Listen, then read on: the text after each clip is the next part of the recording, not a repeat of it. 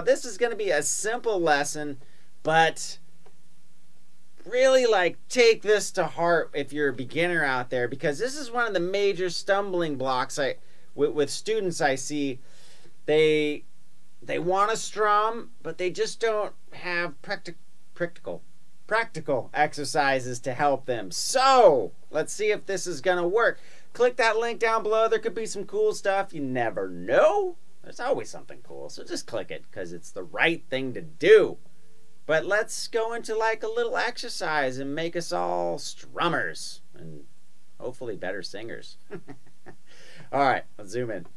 All right, so strum patterns, obviously are made up of, kind of rhythmic patterns or such and so forth, right? We got quarter notes, eighth notes. So quarter notes are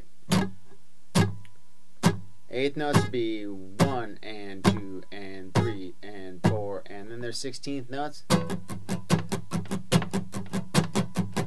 Right? They're just different subdivisions of time. So what we're going to work on today is going to be eighth notes to our strum patterns, right?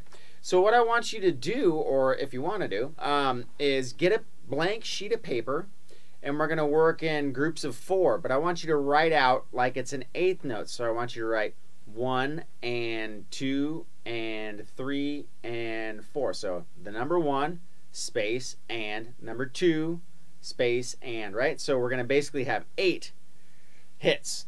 Now the 1 or 2 or the numeric values are going to be downstrokes, and the ands are going to be our upstrokes, okay? So what we're going to do is we're just going to take one chord, right?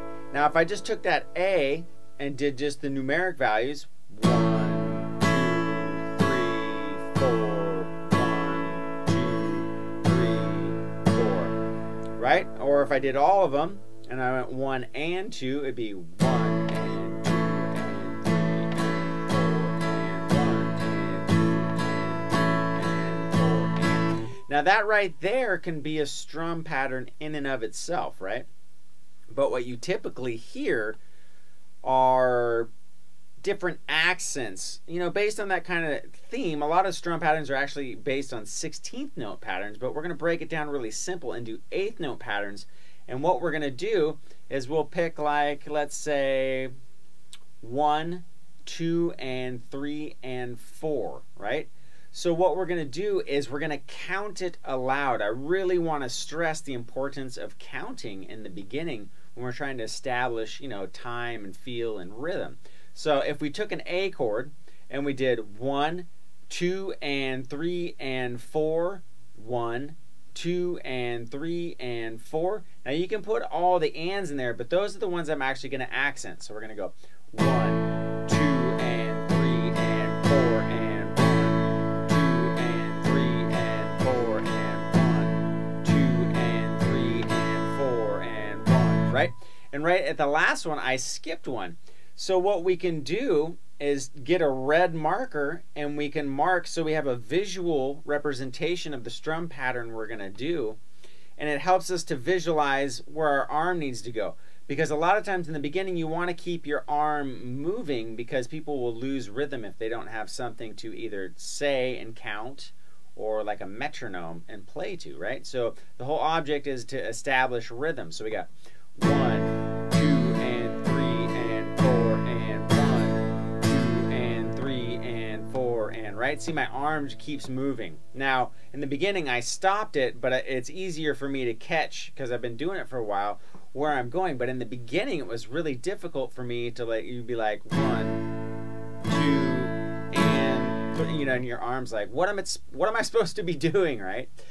So we're gonna do 1, 2, and 3, and 4, 1, 2, and 3, and 4, right? 1, 2, and 3, and 4, 1, 2, and 3, and 4, 1, 2, and 3, and 4, and 1, 2, and 3, and 4, and 1, right?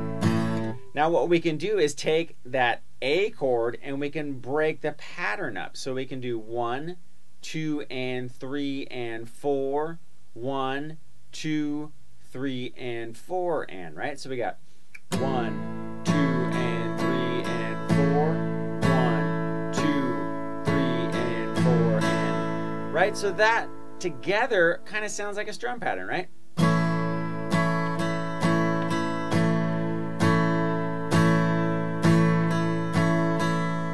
Right, now that would be maybe some place where you would want to change chords at that point. So we take a D, right? So if I did this exact same pattern on A and D, it's going to start to sound like this. So we got...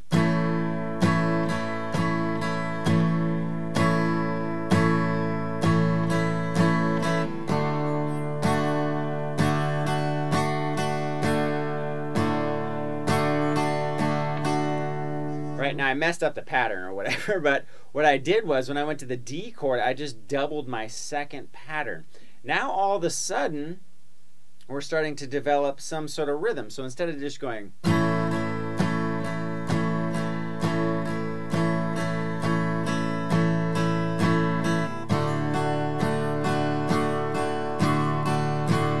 Right, we're going to do this with our skips.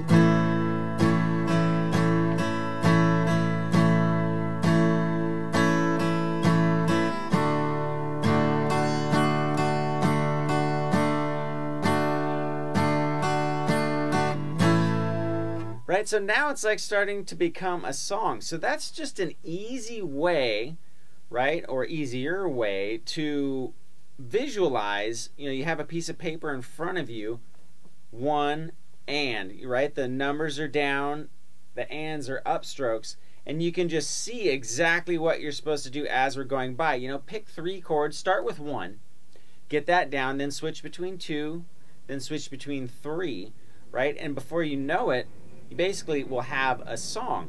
Now, for each chord, you can totally, you know, try to trick your brain and totally change up the pattern. So I would do 1 row across of 1 and 2 and 3 and 4 and then do like, you know, 8 down of the exact same thing and just circle. So you can go through 8 bars essentially of different patterns or 2 patterns, you know, per bar or whatever you want to do to just try to get, you know, rhythm established in this hand, right?